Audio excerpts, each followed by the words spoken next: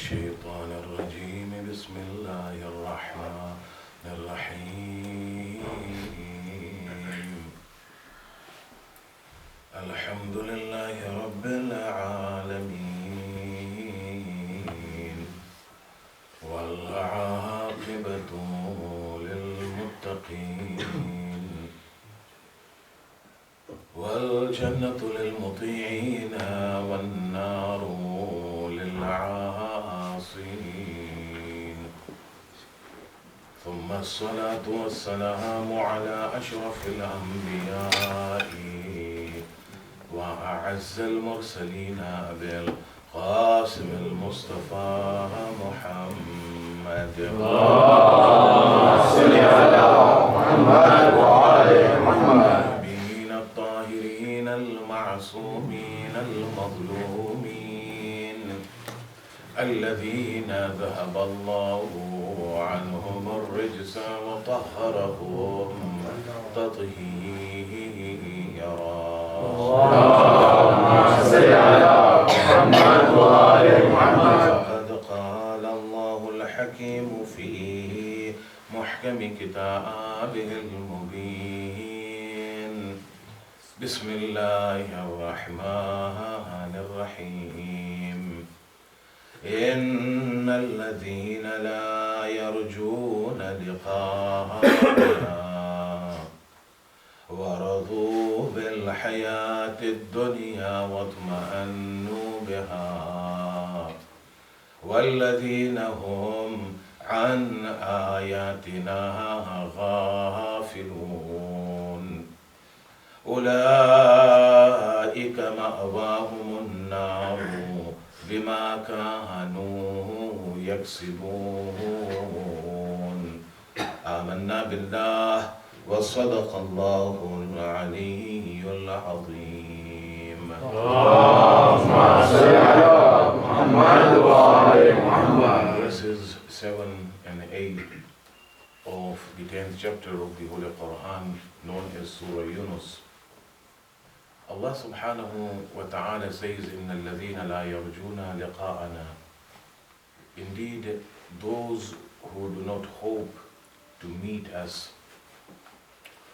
وَرَضُوا بِالْحَيَاةِ الدُّنْيَا وَاطْمَأَنُّوا بِهَا. And they are content with the life of this world and are satisfied with it. وَالَّذِينَ هُمْ عَنْ آيَاتِنَا غَافِلُونَ. And those who are heedless, who are negligent, who are reckless about our ayat, about our signs. أُولَٰئِكَ مَأْوَاهُمُ النَّارُ بِمَا كَانُوا يَكْسِبُونَ. Their abode shall be fire because of what they used to earn. In this life, there are two real and two great enemies of mankind. One we discussed last night is Shaitan, about whom we find that we have been forewarned. There are numerous verses in the Holy Quran in which our attention has been drawn towards mankind, this mankind's greatest enemy, and that is Iblis, Shaitan. One of the verses is in that famous surah which we usually recite on a night like this. It is on Thursday for our Marhumin, and on other occasions in Surah Yasin. Allah subhanahu wa ta'ala says, أَلَمْ أَعْهَدْ إِلَيْكُمْ يَا بَنِي آدَمَ أَلَّا تَعْبُدُوا الشَّيْطَانَ إِنَّهُ لَكُمْ عَدُوٌّ مُبِينٌ. Did I not exhort you, O children of Adam, that you will not express your servitude, you will not worship Shaitan, and that indeed he is your open enemy, he is your manifest enemy. وَأَنِ اعْبُدُونِي. And that you will express your servitude to me, you will worship me. هَذَا صِرَاطٌ مُسْتَقِيمٌ. This is the right path, this is the straight path that leads to me. And then immediately after this, he is telling us, وَلَقَدْ أَضَلَّ مِنْكُمْ جِبِلًّا كَثِيرًا أَفَلَمْ تَكُونُوا تَعْقِلُونَ. This is the same shaitan, this is the same devil, this is the same mischief maker, this is the same Iblis who has misguided many generations before you. Why is it that people do not understand? Why is it that people do not reflect over this? So shaitan is one of the greatest enemy of mankind, and we have been forewarned about him. It's not only that you should know that he is your enemy, you should also strive to actually consider him, regard him as your enemy and reciprocate him with enmity. This is what Allah subhanahu wa ta'ala tells us in the Holy Quran. We will find that in order to deviate us and to misguide us and take us away from the path of Allah subhanahu wa ta'ala, one of the schemes of shaitan is that he attacks the qulub of Bani Adam, the heart of the progeny of Adam alayhi salam. The heart, as we discussed last night, is the most important organ of our body. Not only does it keep our body alive, but at the same time we will find that it plays a significant role in shaping our behavior and impacting our souls. It is for this reason we find that Allah subhanahu wa ta'ala is telling us in the Holy Quran that on the day of judgment, on the day of Qiyamah, He will only accept the deeds of those people who come to Him with qalbun salim. يَوْمَ لَا يَنْفَعُ مَالٌ وَلَا بَنُونَ. This is in Quran, and these are the same verses of the Holy Quran which Amir al-Mu'mineen alayhi salam has used in his munajat, which we recite in Layali al-Qadr. يَوْمَ لَا يَنْفَعُ مَالٌ وَلَا بَنُونَ. That will be the day when neither your wealth nor your children will avail you. They will not be able to help you. إِلَّا مَنْ أَتَى اللَّهَ بِقَلْبٍ سَلِيمٍ. Except for the one who presents himself before Allah subhanahu wa ta'ala with qalb salim. And qalb salim means what? It is a sound heart. And it is in reference to a heart that is void, that is free of doubts about Allah subhanahu wa ta'ala. The heart that had been free from lusts and desires of this life. The heart that had submitted itself to the commands of Allah subhanahu wa ta'ala and His eternal pleasure. The heart that was sincere. This is qalb salim. Therefore, it is very important that we fortify our hearts from shaitan with what? With taqwa. And that is to be God-very and God-conscious at all times in this life. So much so that before we think about anything, before we speak anything, or before we commit any kind of action, be it small or big, we should form this habit of asking ourselves whether with all these Allah subhanahu wa ta'ala will be happy with us or not, whether He will be pleased with us or not. This is taqwa. And those people who exercise taqwa have indeed fortified their hearts. And such hearts do not allow shaitan to penetrate into them. So shaitan is one of the real and great enemy of mankind, and we have been forewarned. The enmity which we make with each other in this life is nothing. We have been told to make peace with each other and concentrate on the real enemy, and that is shaitan. The second enemy is within ourselves. One is a being, and that is shaitan, and the other is within ourselves. And these two we find that are interlinked. Shaitan uses this second enemy to deviate us from the path of Allah subhanahu wa ta'ala. And even when he is not there using this second enemy, as a helper, as an aider, still we will find that because of this inner enemy, shaitan can always be with us and deviate us from the path of Allah subhanahu wa ta'ala. What is this second great and real enemy which is hidden within ourselves? This is ghaflat. This is ghafla, meaning negligence and heedlessness in this life. The Holy Prophet sallallahu alayhi wa says, al-ghaflatu agharrul adu. Ghafla, heedlessness in this life is the most harmful enemy. This is a hadith of Rasulullah. And from our sixth Imam, Imam Ja'far ibn Muhammad al-Sadiq, he says, "Man talat alayhi ghaflatuhu ta'ajjalat halakatuhu." One who is continuous in his heedlessness, in his ghaflat in this life, is not bothered about Allah subhanahu wa ta'ala, is not concerned about the pleasure of Allah. Allah for him is within the four walls when he comes to masjid or when he comes to Husayniyah. The moment he lives, he has left Allah in the four walls. Such a person is heedless, is negligent, is ghafil.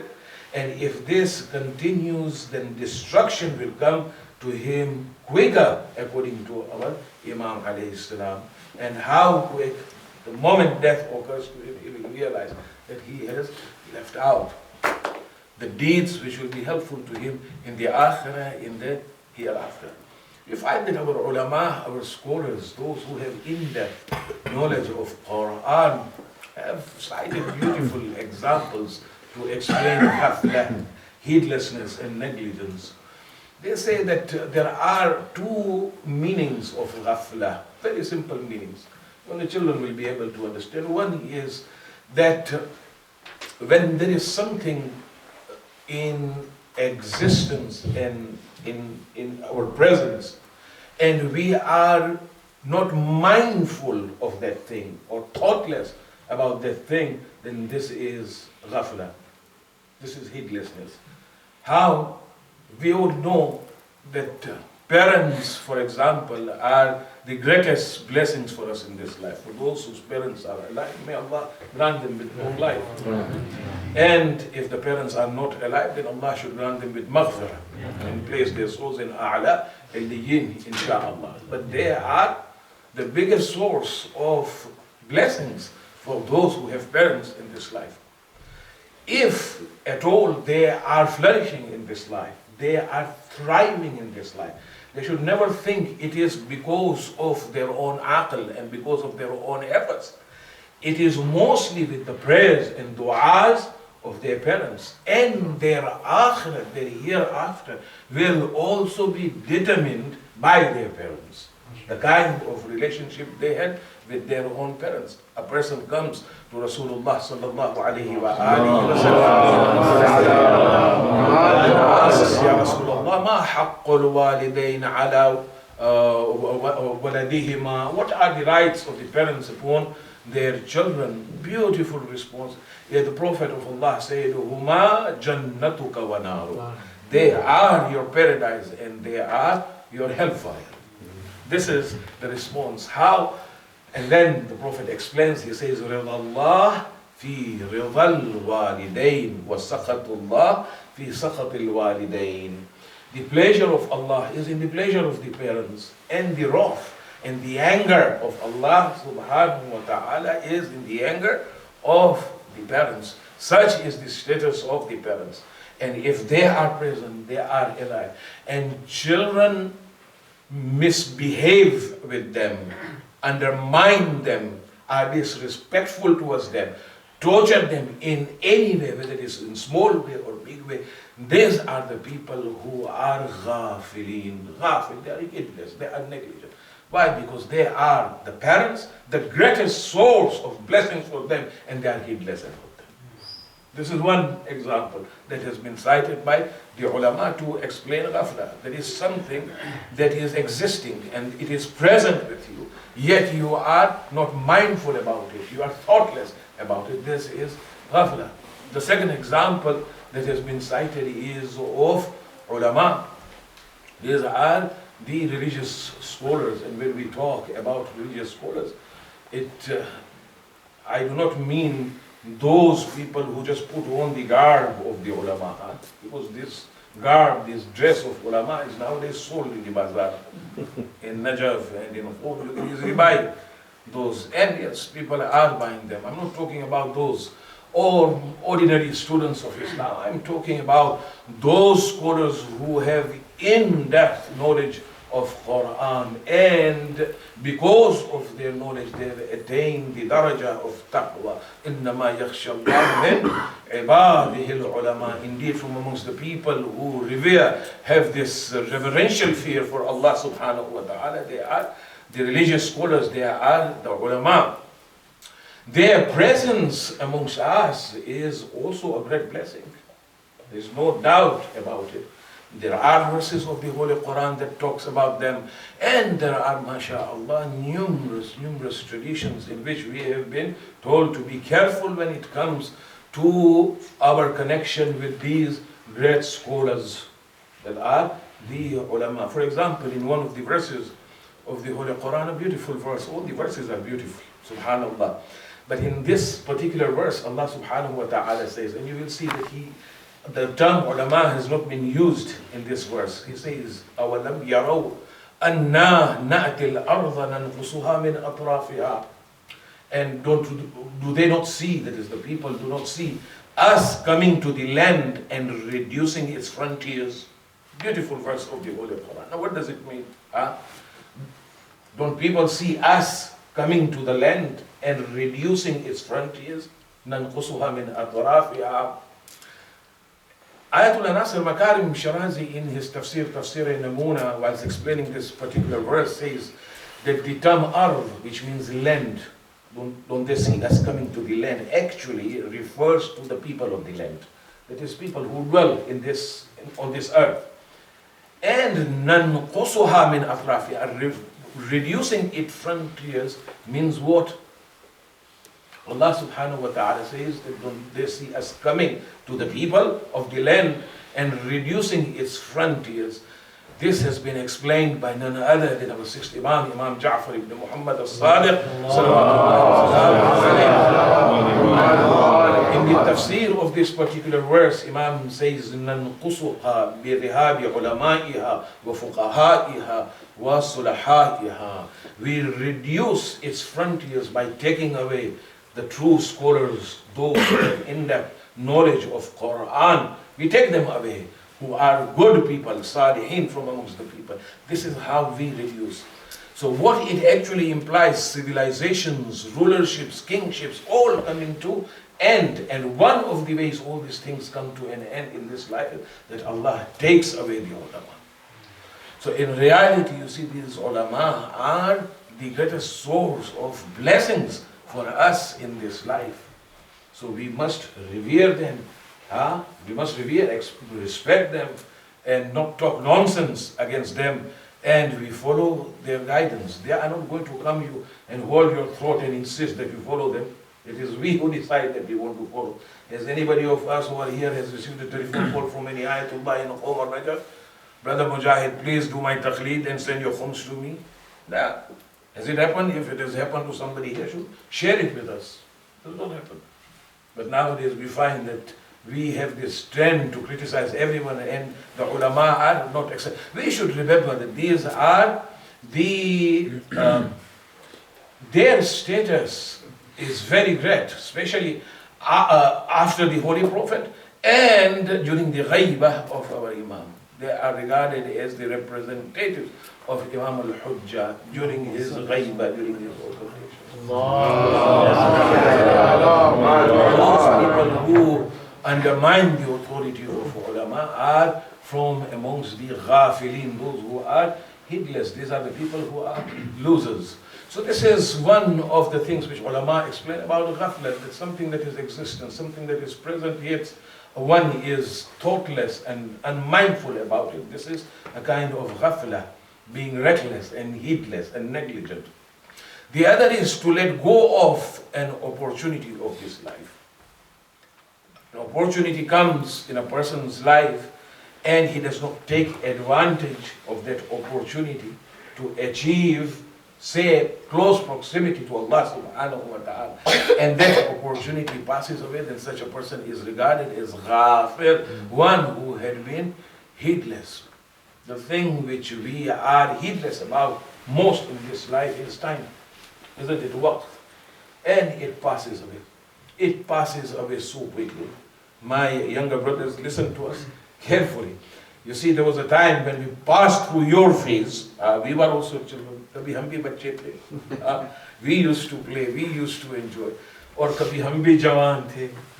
Aisa nahi ki ab bude ho gaye. We were also. We have passed through this youth age. But you ask any elder sitting over here to tell you that how did the life pass by, and they will tell you so quick that we cannot even imagine. Nuh alayhi salam lived in this world for 2,500 years, according to riwayat, 950 years mentioned in the Holy Quran. According to all Mufassirin, most of them, this was the period of tabligh that has been mentioned, propagation, 950 years. But his life overall was 2,500 years. And towards the end of his life, when the angel of death came to him to extract his soul and take him to Allah subhanahu wa ta'ala, Nuh alayhi salam told him that I am standing in the sun. You allow me to go to the shade and then you extract my soul. Permission was granted. There was no Nabiyullah, the Prophet of Allah. We shall not be granted that opportunity. Remember that. We will not be granted that opportunity. Nuh alayhi salam was a Nabi, he was the Prophet of Allah. He was granted the permission, and as soon as he came to the shade, he said to the angel of death, it is mentioned in riwayat from our Aimma alayhi salam, he said to Malakul Maut that 2,500 years of my life passed so quickly, just as I left the sun and came into this shade. This is how it passed. So this life, my brothers, my sisters, is an opportunity for us. Opportunity for us to work towards our own akhirah, to work towards our own hereafter, and we should not waste our time, you see. Al-waqtu kas-sayf, as Amirul Mu'mineen Ali ibn Abi Talib salawatullah. Time in a person's life is like a sword. In lam taqta'ahu qata'ak, if you do not stop it, it is going to cut you into pieces. And with regard to opportunity, Imam says, Al-fursatu tamurru marra as-sihab. Opportunity in a person's life passes away like a cloud. فَانْتَهِزُوا فُرَسَ الْخَيْرِ.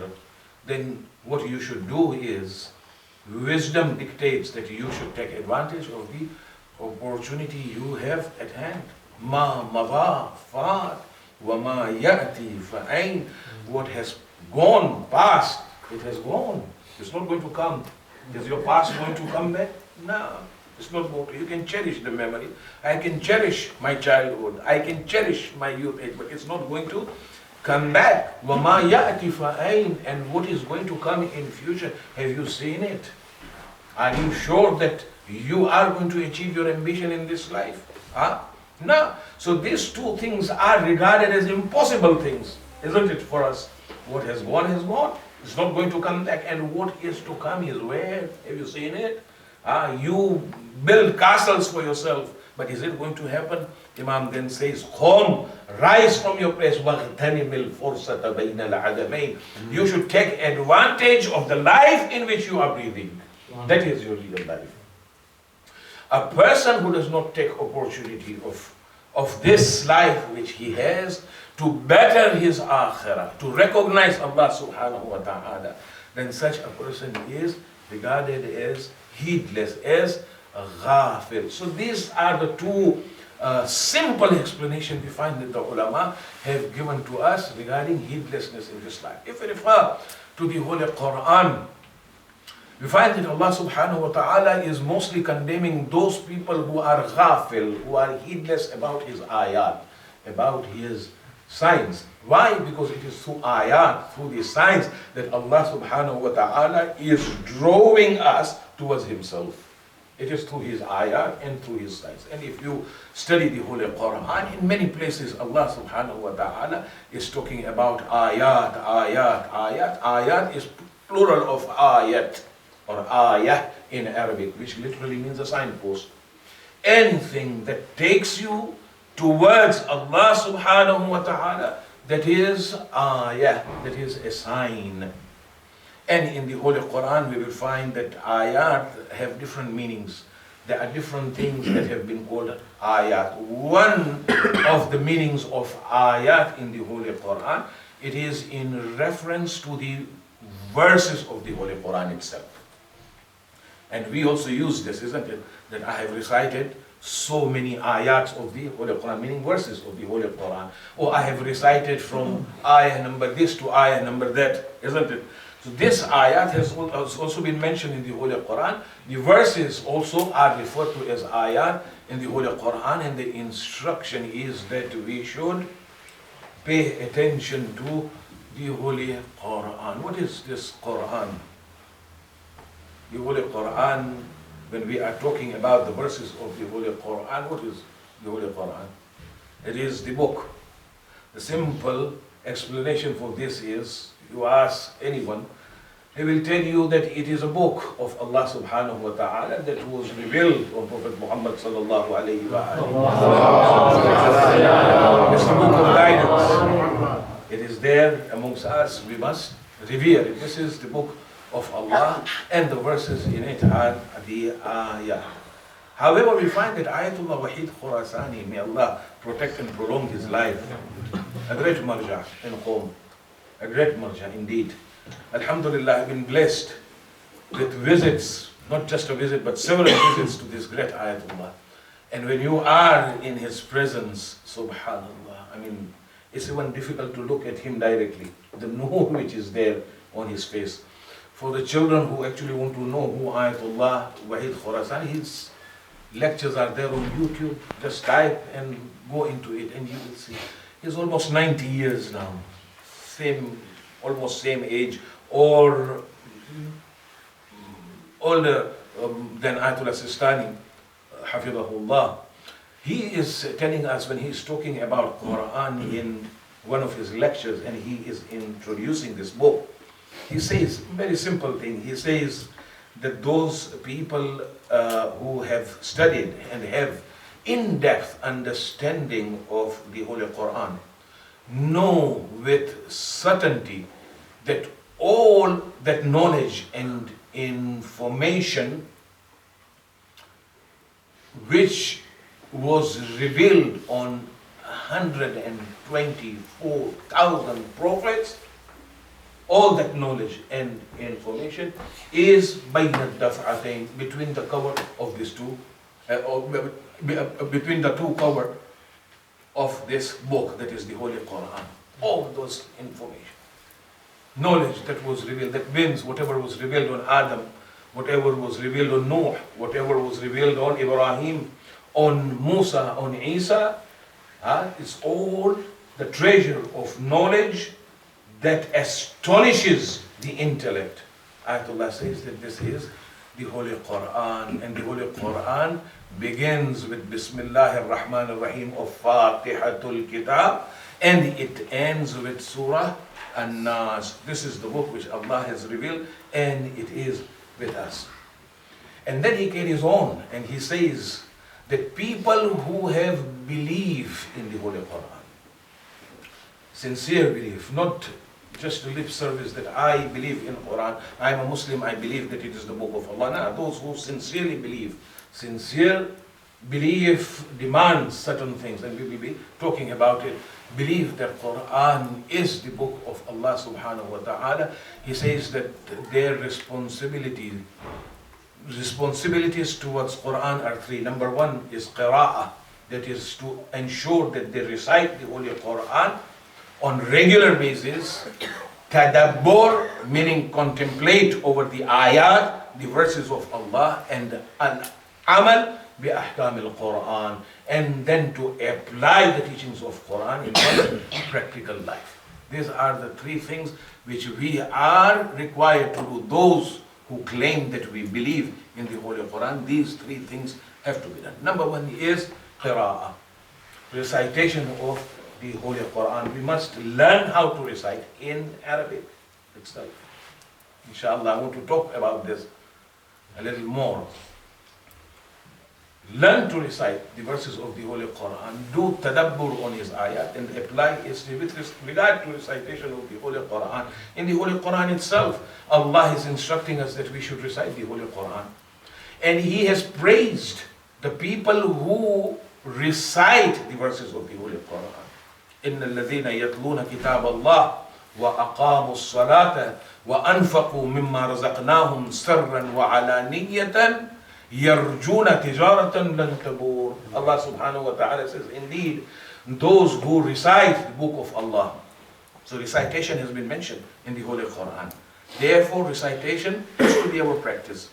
إِنَّ الَّذِينَ يَتْلُونَ كِتَابَ اللَّهِ, indeed, those who recite the book of Allah, وَأَقَامُوا الصَّلَاةَ, and they maintain their salat, وَأَنفَقُوا مِمَّا رَزَقْنَاهُمْ, and they spend out of what we have given to them, سِرًّا وَعَلَانِيَةً, secretly and openly, يَرْجُونَ تِجَارَةً لَن تَبُورَ. Allah says these are the people who are seeking a transaction in which there will be no loss. It's just full of profit. So we have been instructed, the Holy Prophet sallallahu alaihi wasallam,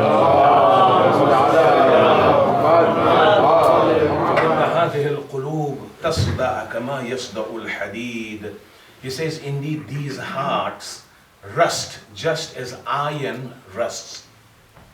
We talked about qulub, isn't it? The heart which we require to fortify it against shaitan. This heart, if it is neglected, then it rusts just as the iron rusts. So somebody asks for majla'uha ya Rasulullah. Then what is its remedy, O Prophet of Allah? And Rasulullah mentioned two things. He said, tilawatul Quran wa dhikrul maut. One is recitation of the Holy Quran, and the other is remembrance of death, that we are going to die someday. This is how the hearts remain alive and becomes receptive towards Allah subhanahu wa ta'ala. You see, we have vaccinations for every ailment in this life. Particularly we find that with winter approaching, the elderly and those who have certain ailments like diabetes, and they will receive a letter, or those with small children or pregnant women, from NHS calling for a special kind of vaccination or flu jab, whatever it is, isn't it? Why? To protect such people from the ailments, from getting sick, from becoming ill. Now man has got two sides. He's got physical side and he has got the side of the soul, the ruh, which is in there.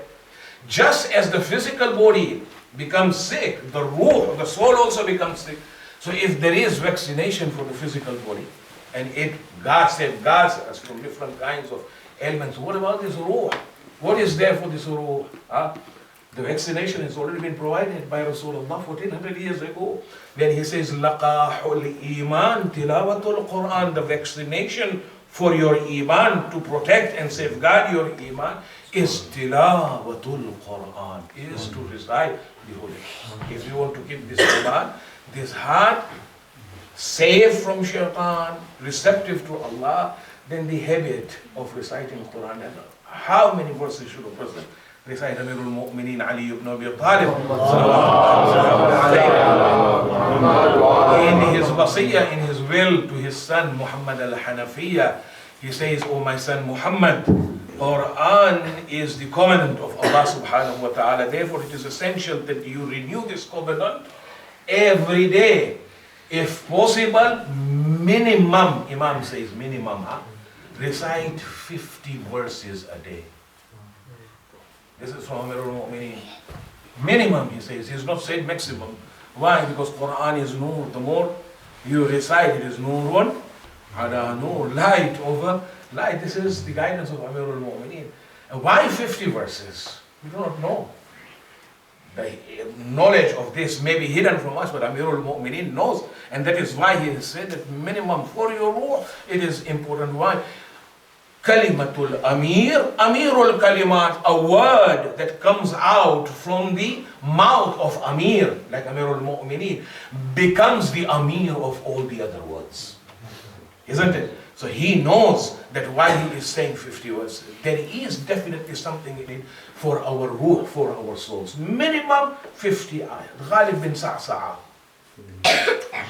A person came to Amirul Mu'mineen and he brought along his young son with him. He came, he greeted Amirul Mu'mineen. Imam alayhi salam responded to him and he sat down. Imam looks at him and he asks him, who are you? It's not that Imam did not know him, he knew him. But nevertheless, Imam wanted him to introduce himself. He said, Mawla, I am Ghalib, son of Sa'sa'a. And Imam said, you are the same Ghalib who is the owner of so many camels? Now in those days, camels, to own a camel was a big thing. And he was the owner of many camels, not one or two. It is like in today's life to own the most expensive car, for example. Which one is it? Is it BMW? Is it Lexus? It was very expensive. The Imam said, you are the same Ghalib who owns so many camels. And he said, Na'am ya Amir al-Mu'mineen, indeed I am the same person. Imam said, tell me, what have you done with your camels? Tune apne naako ka kya kiya? And he said, Mawla, what I do is I slaughter them and I distribute its meat to the people. As soon as he said this, Imam smiled. And he said, what a way to use the camels. What you are doing is right, absolutely. Now there was this young man with Ghalib bin Sa'sa'a. Imam then turned towards him and asked, Ghalib, who is this young man? Now normally in this life, parents have this tendency of bragging about the success of their children. Isn't it true? We all brag, yeah, about our, especially if our children have been successful. We love to brag about them. Somebody was to ask me about my son, for example. I'm not going to brag about him, by the way. I'm just giving an example, and I'm not going to tell you what his qualifications are and what is he doing and where is he is at the moment now. But if somebody was to ask me about my son, so I would be proud. I would say, oh, he is my son. This is his name, and he is qualified from such and such university, and now he is working in New York or in central London, and he's earning mashallah. We love to brag, isn't it, about our children?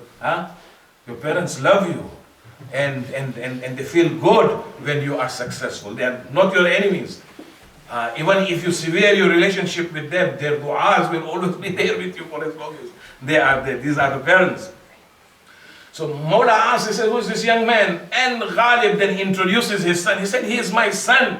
And Mawla, he is a great poet. Now, in those days, as we know, those who have studied the history of Arabs, poetry was in fashion. And people had fakhr on their ability to recite poetry in those days. And he said, he's a great poet. Amir al-Mu'mineen cut him short there. He said, teach him to recite the Holy Quran, for this is better for him than reciting poetry. There and there, Imam cut him. Poetry itself is a subject. Inshallah, in future, if you call me again, we'll talk about it. That is, if you call me. He said, teach him Quran. This is better for him than shero shairi karna, than to recite poetry. You know what happened? The words of Amirul Mu'mineen had such an impact on that young man. There and there he decided that he is not going to come outside his house until such time that he has done hifz of the entire Quran. He had memorized the entire Quran, and this is what he did. He memorized the Holy Quran, and then he came back to poetry. You know who this young man was? Later on in life, he became the great poet of Ahlul Bayt by the name of Farazdak. This is Ghalib bin Sa'sa'a.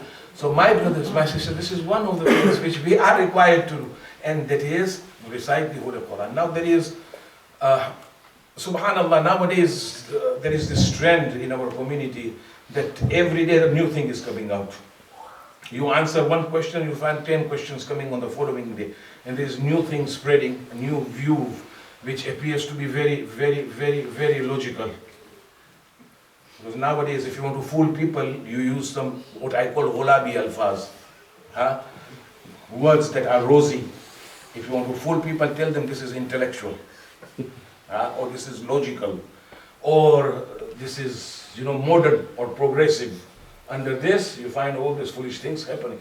There is a view spreading, and it's not only here, believe me, it's everywhere, even in Africa, subhanAllah. When I was there, it's about recitation of the Holy Quran, people spreading this, that it is not right to recite the Holy Quran in Arabic if you do not understand Arabic, or to do its hifz. What you heard? And it appeals to the children today, isn't it? They said, yes, if we do not know the language, then we should read the translation of the Holy Quran, and it suffices, at least we'll know what Allah is saying. It's not that if you are going to recite in Arabic and you will not know the translation. In our time, it's easy. You have Quran with both Arabic and English translation, and not only that, in our functions, inshallah, when you have your center, there will be a screen that will be relaying the verses of the Holy Quran and du'as that are being recited. Is that the translation will be relayed? Inshallah. So the accessibility is there. But then it is being spread. Now, if you don't understand, you're wasting your time. Don't listen to them.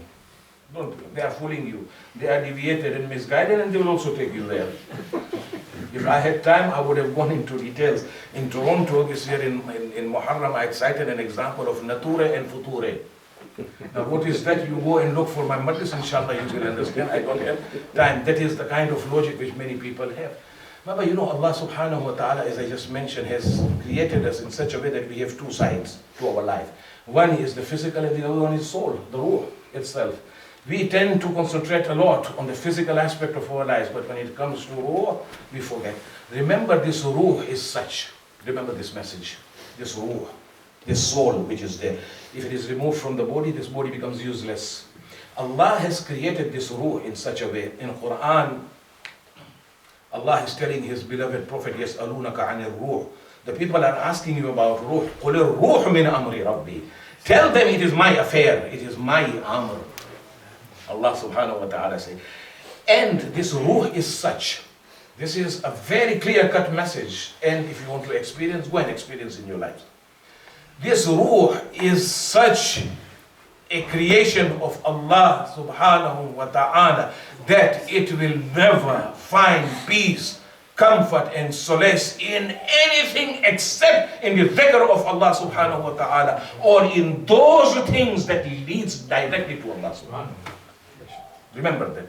In winter we find many people from this country run away abroad, isn't it? But it's depressing.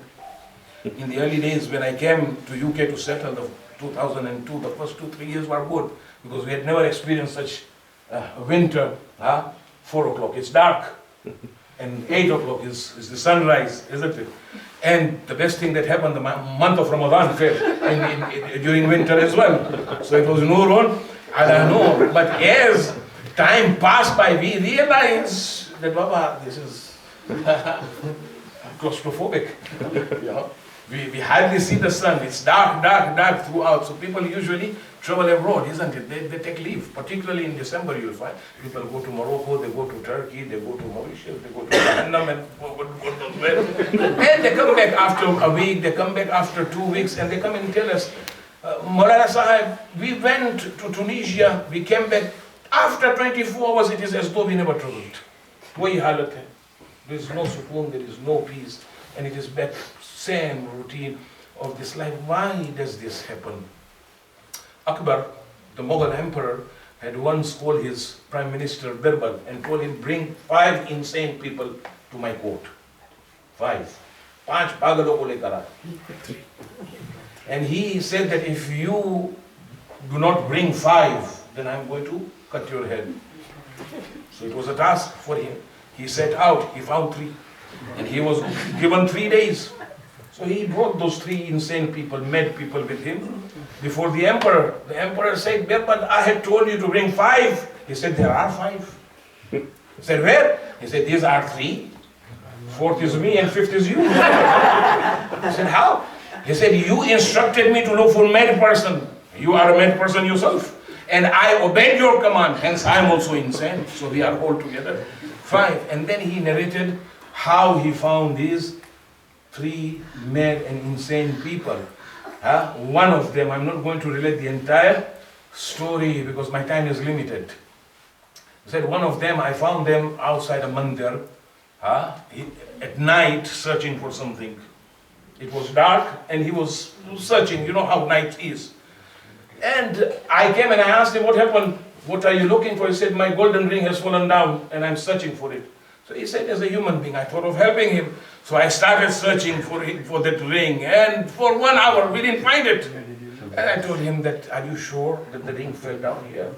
And he said, no, it actually fell down elsewhere, but because there is light over here, this is exactly what is happening. Sukoon, peace, solace and comfort, we are looking in other places, whereas Allah has placed it in His zikr.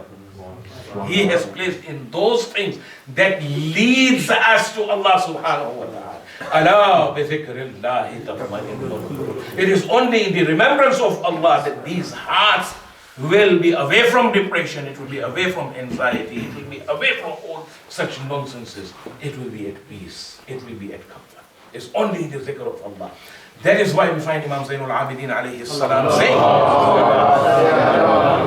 that if I were to be thrown in an isolated island where there are no inhabitants, absolutely no one, and I was all by myself, if I had Kitabullah, Quran with me, I would never be depressed.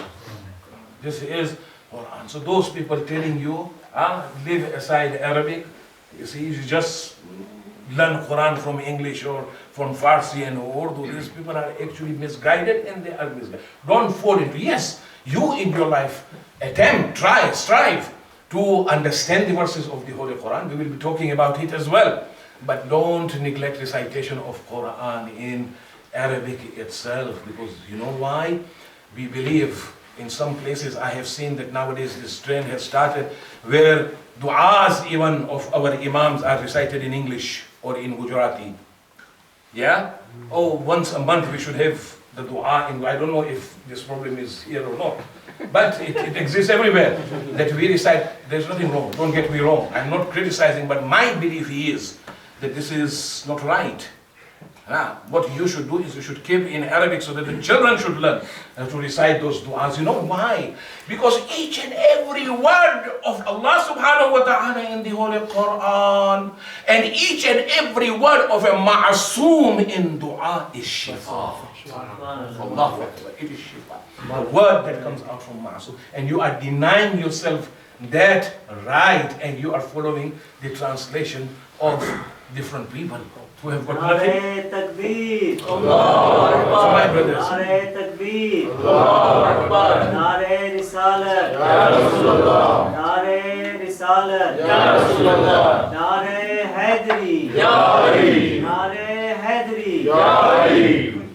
So this is about recitation of the Holy Quran. Ayatullah Wahid Khurasani says these are ayat, signs of Allah. So recite them. These are not ordinary words of Tom, Dick or Harry. It is from Allah. This is kalam, there is shifa, there is physical, there is mental and psychological and spiritual benefit in these words of Allah. So do not neglect it. The second thing is tadabbur, to contemplate over the ayats of أَفَلَا يَتَدَبَّرُونَ الْقُرْآنَ أَمْ عَلَىٰ قُلُوبٍ أَقْفَالُهَا. Allah subhanahu wa ta'ala says in the Holy Quran, why is it that they do not contemplate over the verses of the Holy Quran? Or are their hearts locked, sealed? That is why they don't think. So together with recitation of the Holy Quran, we should attempt to do tadabbur over the verses of the Holy Quran. Talking about tadabbur, this is another sensitive issue, but I will touch on it. My time is running out fast. Nowadays, again, we find there's another bala. What we call is liberal interpretation of the Holy Quran. Liberal interpretation of the Holy Quran, and it's spread, widespread. People open the Holy Quran, have no understanding whatsoever, and see one verse of the Holy Quran, and they offer their ignorant view and interpretation of those verses of the Holy Quran. We call this Azad Tashrih Quran. Free, liberal, interpretation, and you'll find many such people. Be careful of them. The verses of the Holy Quran are such that they interpret each other. Sometimes you read a verse of the Holy, it has already been interpreted in another verse somewhere else. You should be having that knowledge in order to understand. The verses of the Holy Quran are of two kinds. There are muhkam and mutashabih. Muhkam and mutashabih. Listen to this carefully.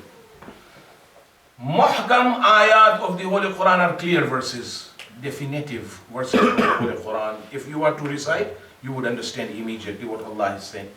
Whereas mutashabih are what we say metaphorical verses or ambiguous. I don't like this word, ambiguous, but it has been mentioned, complex, meaning it has in-depth meanings, hidden, treasure of knowledge is hidden. And Allah is talking about this in the Holy Quran.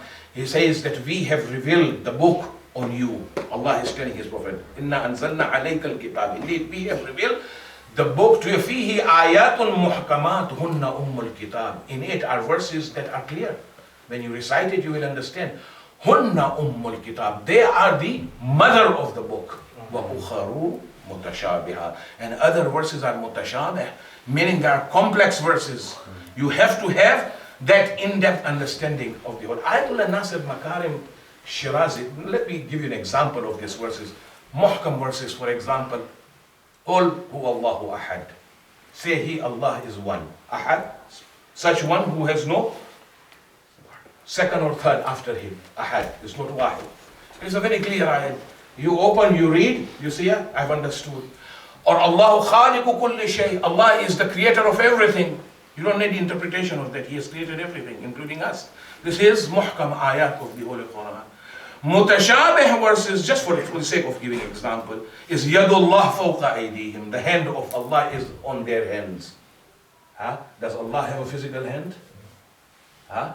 What does it mean? What does it actually mean? Allah's hand is over their hands. It is referring to the qudra, the taqah, the power of Allah subhanahu wa ta'ala. And that He is there as a protector. This is what is implied. Wallahu sami'un alim. And Allah is all listening and all knowing. All listening, does it mean that He has got ears? No. We can't say that He is going to become. What it denotes is His knowledge. So this is the difference. We find Ayatollah Nasir Makarim in Tafsir Namuna explains this. And then he carries on and he writes that in order for us to understand mutashabih verses of the Holy Quran, complex verses of the Holy Quran, it is important to have the knowledge of muhkam ayat of the Holy Quran, the definitive verses. Otherwise we cannot understand the verses. And it is very important that we must refer to Ahlul Dhikr, Ahlul Quran, people who have in-depth understanding of the Holy Quran. So it is, we have been instructed that you do tadabbur, you contemplate over the ayat of the Holy Quran, but it doesn't mean that you just pick up the Quran and you translate it or interpret it in your own way. But strive to have good understanding of Quran by learning Quran from those who have the knowledge of Quran. So this is the second thing that has been mentioned, tadabbur Quran. Attempt. Nowadays, mashallah, there are tafasir that are coming out in English language as well. And they are from reliable scholars. There is always a starting point. Go through it and build your knowledge of understanding of the Holy Quran. And the third thing which Ayatollah mentions is al-amal. That is, not only recite the Holy Quran, not only contemplate over the verses of the Holy Quran, apply the instructions of Quran in your life. Apply the teachings of Quran in your lives. This is very, very important. Amirul Mu'mineen Ali ibn Abi Talib alayhi salam has said, Rubbata lil Quran wal Quranu yal'anuhu. It can happen that a person is reciting Quran, whereas Quran is sending curses on him. The Quran is he is reciting Quran, but the Quran is cursing him. And he once told a person by the name of Ibn Amir or Ibn Amir, I believe, he said, "Oh Ibn Amir, if you remain alive, you will see three types of people when it comes to their relationship with the Holy Quran, recitation of the Holy Quran, recitation with contemplation and understanding." He said, "Sunfun lillahi azza wa jal."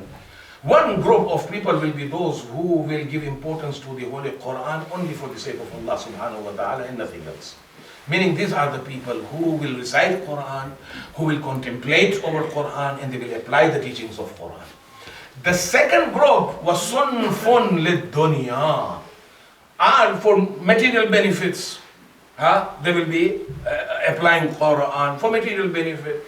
Oh, so that people say that I've got a good voice. Kya bulbuli awaaz hai? Huh? I have such a good reciter. Yeah, people all use Quran to make money, and it's happening today. Literally, people using the Holy Quran to make money from the people.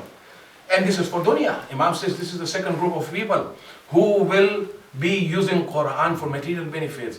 وَصُنْفٌ لِلْجِدَالِ. And there are the third group of people are those who will use Quran for jidal. Why? For debating, for arguments, for just talking and discussing. These are the people who will have knowledge of Quran. They will be knowing Arabic and they will have the Arabic, but Quran will not have sunk into their hearts. You will never see Quran in their actions, but when you sit with them, they will quote you verses. Oh, in this verse Allah says this, in that verse Allah says this. But then if you look at their practical lives, these are the same people who will be seen in haram places. Will be seen in haram places. Why? Because Quran will not have sunk into their hearts. And then Amir al-Mu'mineen says to Ibn Amir, if possible, you strive in life to become amongst those people who handle the Quran only for the sake of Allah. Only for the sake of Allah subhanahu wa ta'ala. So one of the interpretations of ayat in the Holy Quran is the verses of the Holy Quran. And those who do not pay attention to the verses of the Holy Quran, they do not recite the Quran, they do not contemplate and act according to Quran, these are the people who are amongst the ghafilin. وَالَّذِينَ هُمْ عَنْ آيَاتِنَا غَافِلُونَ. And those who are heedless of our signs, أُولَٰئِكَ مَأْوَاهُمُ النَّارِ. Their abode shall be the fire of Jahannam بِمَا كَانُوا يَكْسِبُونَ. So we must give importance to, and inshallah we'll look at the other definitions of ayat, the other ayats of Allah subhanahu wa ta'ala tomorrow and day after, inshallah.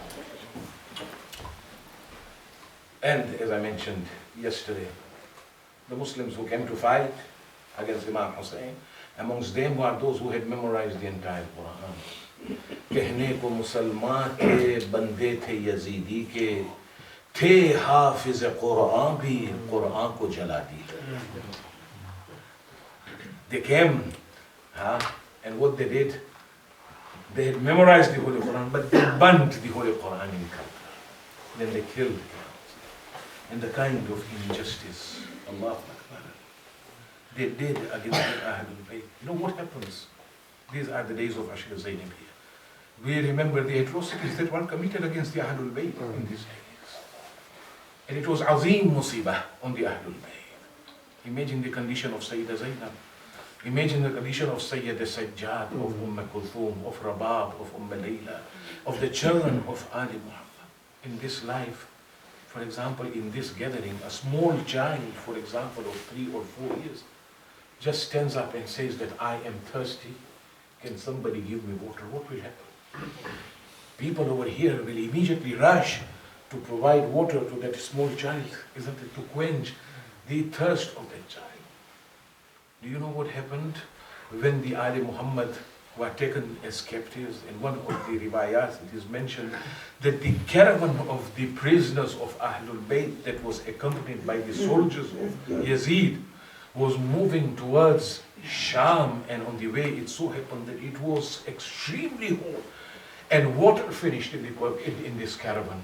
There was no water.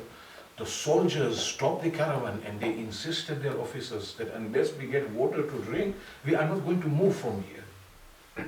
And history tells us that what happened is that the officers actually met the caravan stop at that place. They instructed that a tent should be put. In that tent, the officers themselves sat, and with the soldiers, what they did is that they went and took shelter under the nearby trees, whereas Ali Muhammad was left in the scorching heat of the desert of Iraq, of Sham. We find that they were left in the sun. And eventually when water was brought, it was first sent into the tent in which the officers were sitting there to quench their thirst.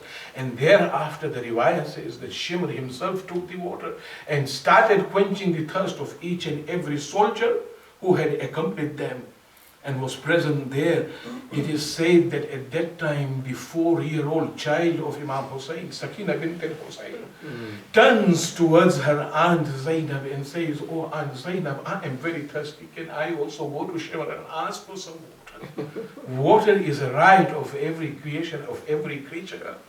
Sayyidah Zainab did not say anything. History says that this young girl went behind Shimr and said, "Oh Shimr, I am extremely thirsty. If possible, give me some water so that I can quench my thirst."